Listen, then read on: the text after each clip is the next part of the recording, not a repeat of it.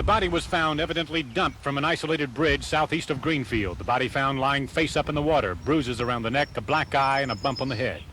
Mickey Riley had been missing 8 days since leaving a Broad Ripple nightclub with an unidentified man. Riley's worried parents had waited for his phone call, which never came. And last night at the Hancock County Hospital, their worst fears were realized when they identified the body as that of their son. This isolated bridge is a long way from that Broad Ripple night spot where Mickey Riley was last seen. And it's also a long way from where a lot of other young Indianapolis men, like Riley, have met a similar fate. In the past couple of years, at least a half dozen local men have been found dead in rural areas surrounding the city. One strangled, 2 stabbed, others with no determined cause of death.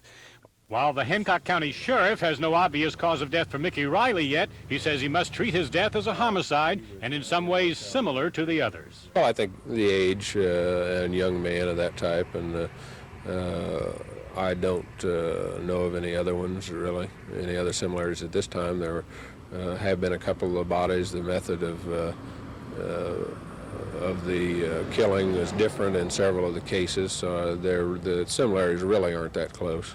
But there's something else that may be significantly close in similarity to other victims. Riley apparently frequented bars where homosexuals were known to go. That determined when Marion County deputies visited this near Northside bar last week.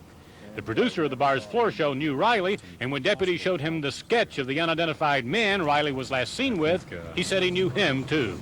Through the rumors of the grapevine, he is a Vietnam veteran and he is psychotic.